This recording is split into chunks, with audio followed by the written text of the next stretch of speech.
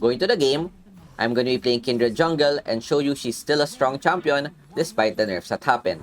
In this matchup, we're currently up against Yone, and in a Kindred versus Yone, this is quite even in the late game. The only key difference is that Kindred has more firepower in the early game, while Yone has more playmaking ability due to the use of the third skill ulti. If you want to focus on burst and taking someone down as fast as possible, Yone has the advantage, but when it comes to the DPS, Kindred should have the advantage due to being ranged. In the end, it's up to the players on how they're able to utilize their champion. The clear that I'm doing here is a standard clear where I go for red Raptors blue Scott. And the reason why I do this instead of the usual red side clear is because we have a winning matchup. Kindred destroys Yone early, and this is something that we wanna make use of. Going for these 3 camps will give us double buff and the biggest chance to be able to secure the scuttler. Since Yone's chances of securing a scuttler is low, we wanna get that first mark whether it spawns on the top side or bot side.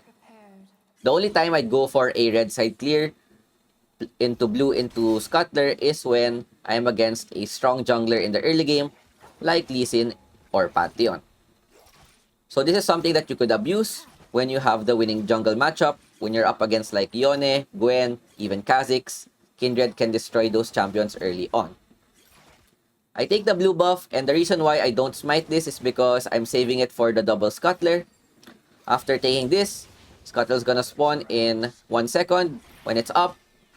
Luckily, it already spawned on where I wanted to go. We take it for free, and after taking this mark, we immediately go to the mid lane. Jace is overextended. We could go for a cheeky gank. Perfect timing. He's also marked, which means that I will immediately get my second mark. With this kill, really good early game. Bot Scott is still up, which is something that I'll gladly get.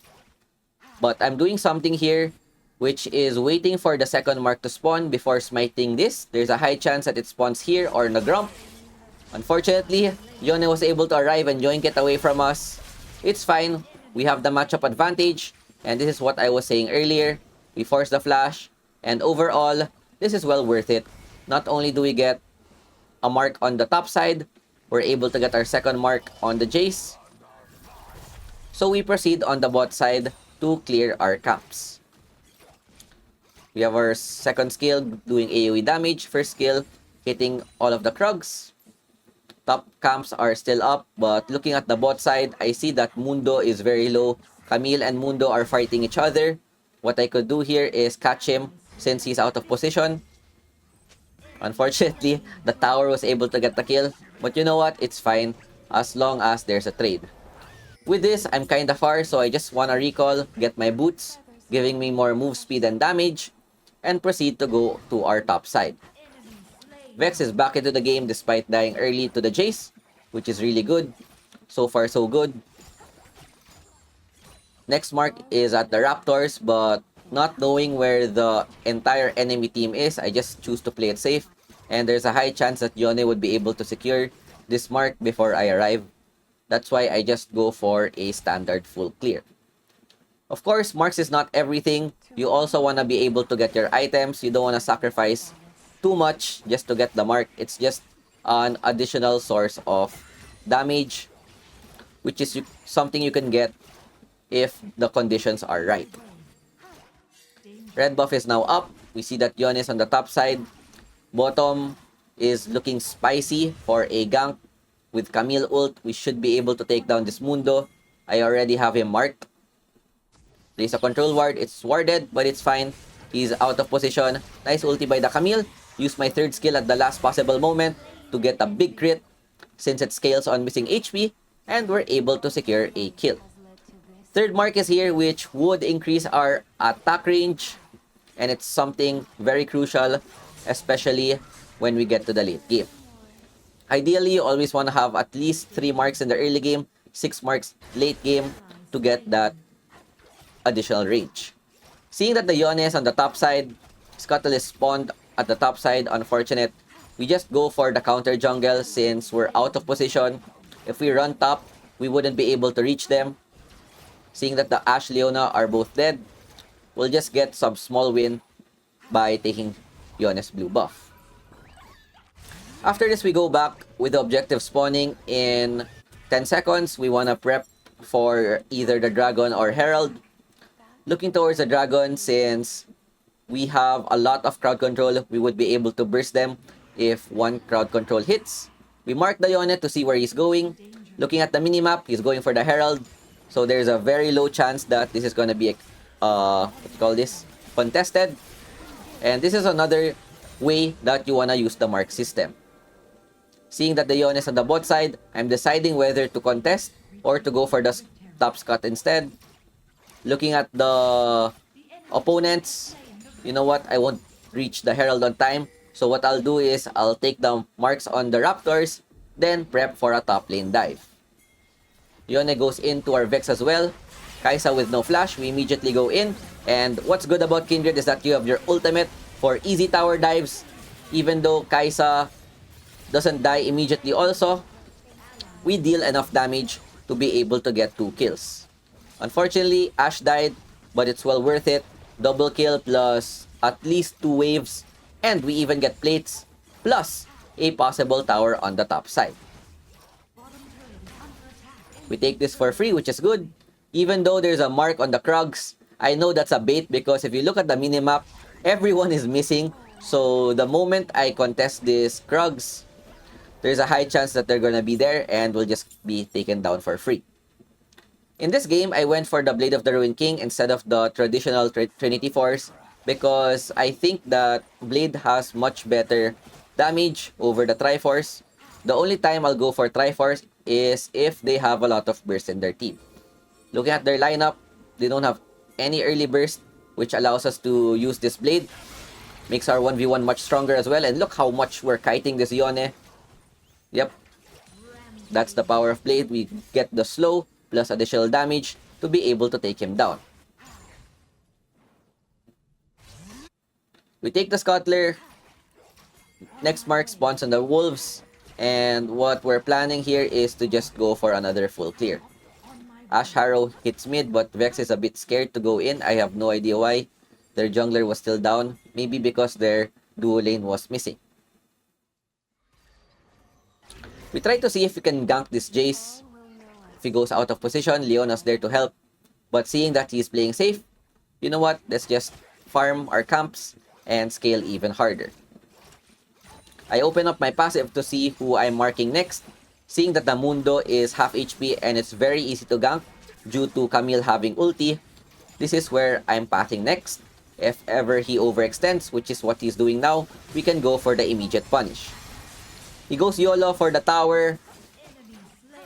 It's fine, there's already no more first tower gold. We could also get his tower for a trade, and in the end, it's well worth it. We also get our 5th mark, which is pretty good at this stage of the game. After getting this tower, we just go back. Next item we're gonna go for is Bloodthirster, giving us more AD as well as double sustain with the Blade of the Ruined King. In case you're wondering, we're gonna go for Blade of the Ruined King plus IE here, but we have the Overgrowth rune to be able to mitigate the minus HP that these 2 items give. Leona goes for the ulti. Big play by my team. So much engage. We immediately take down their ADC. And with no one defending this tower, we should be able to get this tower without any problem. Yone is trying to defend. Just wanna force his 3rd skill. We could even go for a catch. But the last thing that we wanna do is play greedy and give them a possible lead. Looking at their lineup, they have a good lineup with Yone, Kai'Sa, Yuumi late game, which is scary. So we don't wanna help them scale any further. With this back, 2nd dragon is gonna spawn. Best case scenario, we have 2 items. Bloodthirster giving us more AD, increasing our burst. We are well prepped for this objective. The only thing we need to be worried about is our positioning and make sure that we're not caught in a bad place. Leona is engaging without anyone in position. We're here in the nick of time. Unfortunately, our support just dies for free and we're getting dove by this Mundo. We dodge the Yone ult, but this Mundo is just running it down. I have to use my ultimate to buy some time. Immediately smite the blue for more sustain and try our best to kite this Mundo. We live with 1 HP. And that is why we needed all of the sustain with Conqueror plus Bloodthirster plus Blade of the Ring King. Mundo's very annoying to deal with early on, but once we have Blade of the Ring King, things should be much easier. In the end, we win the fight. We're able to secure the dragon, which should give us a possible soul point. With everything that's done, the next thing that I want to get is Mortal Reminder so that I could reduce the healing of the Yuumi plus Mundo and be able to shred the tanks.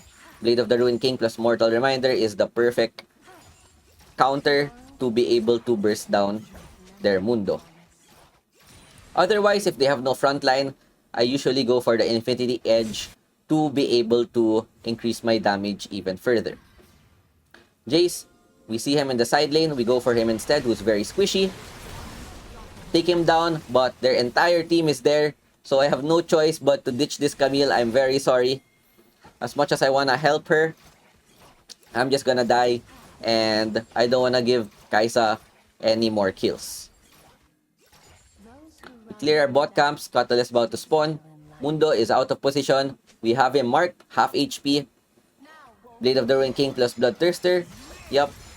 We deal a lot of damage. Just kite him with the use of our first skill.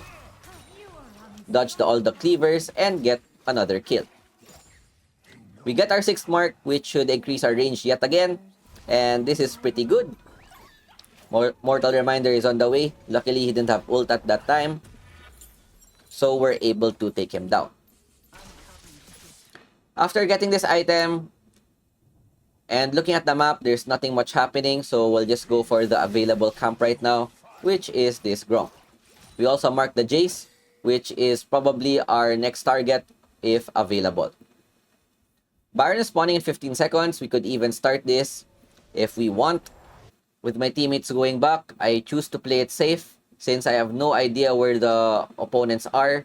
So we choose to wait for anyone that is out of position.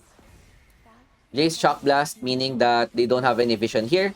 Look to punish the Yone or Jace, but the Yone decides to go in and immediately go for the punish. Take him down. Vex getting the reset. We get exhausted, but we have enough damage to be able to get another kill.